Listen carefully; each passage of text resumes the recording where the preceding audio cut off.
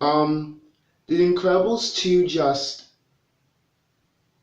blow everyone's mind?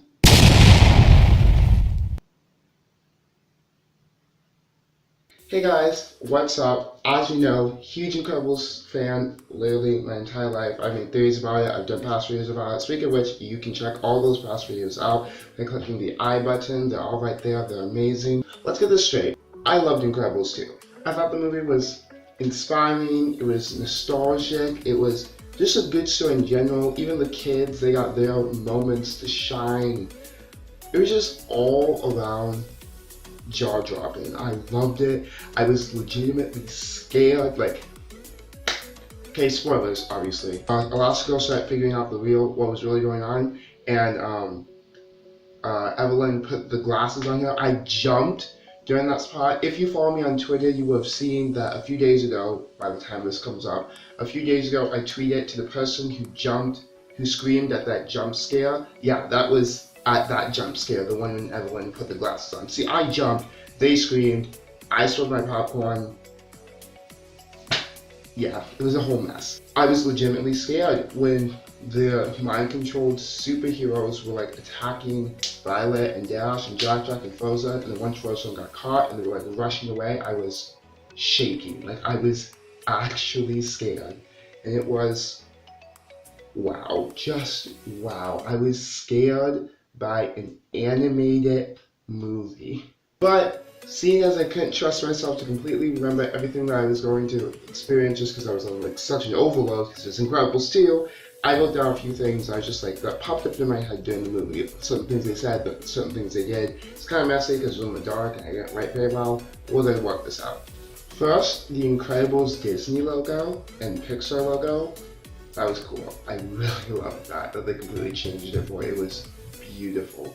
Also, like Elastigirl and Violet, they were just on point. Like with their fighting, like in the beginning when Elastigirl is like trying to take down the Underminer, and like when she's, you know, like later on when she's actually being like the solo superhero. Like Violet just jumping out, trying to help the citizens, and then later on when she's fighting Roy, trying to get away from everyone. It's like, oh dang, like they were on point. I loved it.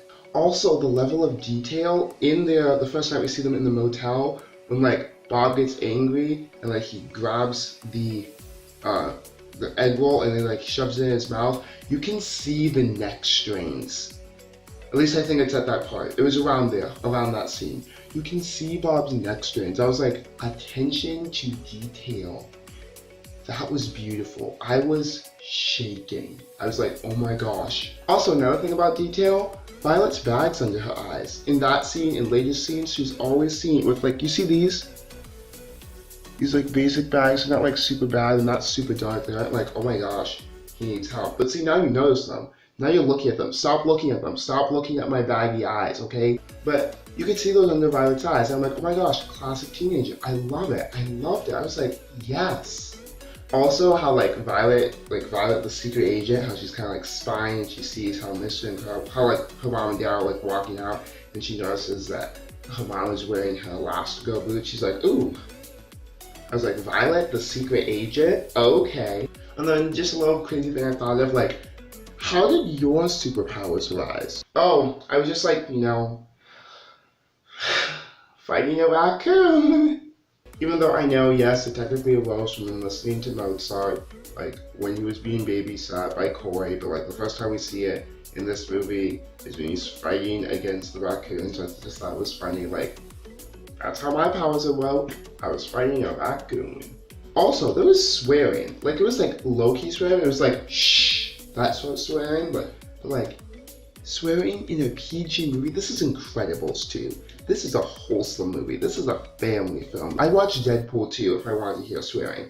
I'm not watching Incredibles 2 for the swearing, okay? So, Pixar, Disney, get all your negative tendencies, put it in a bag, and drop them before the metal detector. Also, another thing I want to bring up, Elastigirl's super authority. She's like, hey, follow that helicopter, get me as close as possible. And they just listen. I was like, oh wow.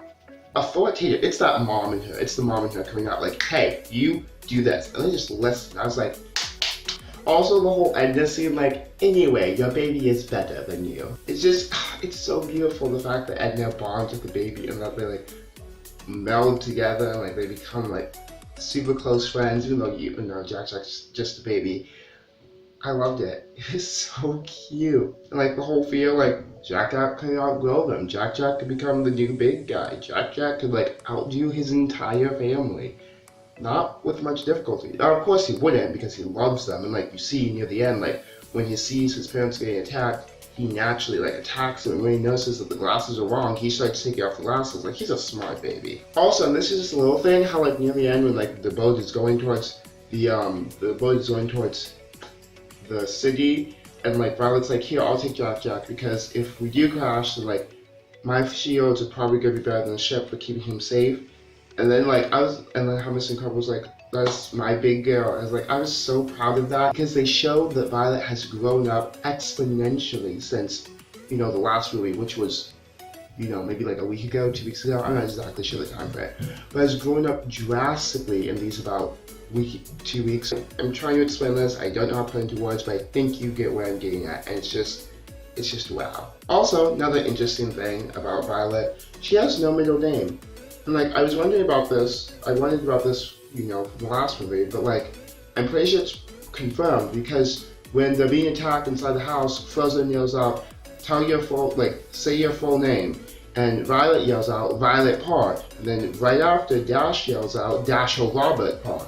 And like, I know Robert, maybe that's his father, Bob, Robert, remember.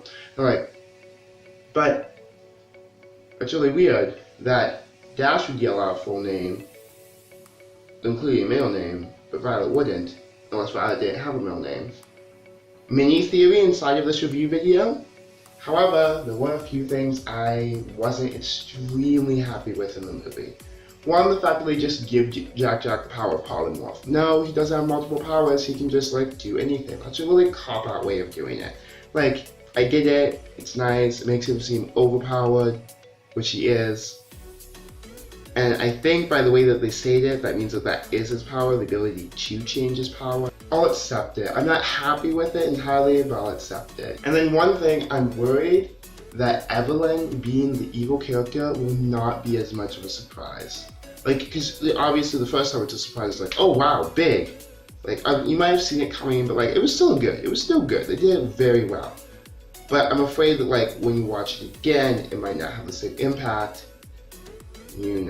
I can't say. Like, maybe like, I don't think the surprise was a big part of the movie. I think actually you'll start seeing signs of it even more, that when you watch it again, you know that Evelyn is the evil one. You like see, oh, that's a sign, oh, that's a sign, oh, that's a sign.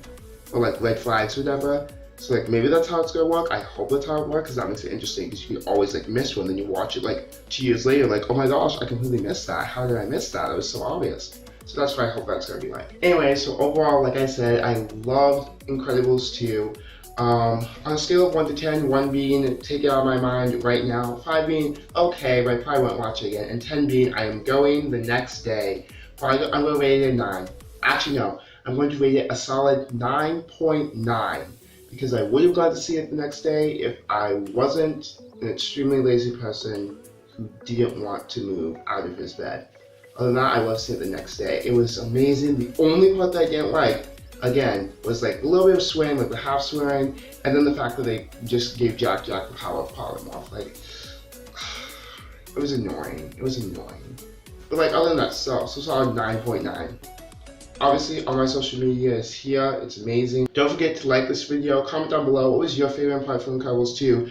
What would you rate Incredibles 2? Was it as amazing as you hoped? Did they do a good job with it? I certainly think they did, but I want to hear your thoughts as well. Don't forget, share this with everyone else you know who loves Incredibles, because it's an amazing movie. And make sure to go and see Incredibles. Subscribe, obviously, guys. You guys are doing amazing at subscribing. Keep it up. I'm actually doing pretty well on YouTube right now over the summer. Hitting goals. Yes. I think that's all on you guys. So let's have some fun and smile, because we are still incredible.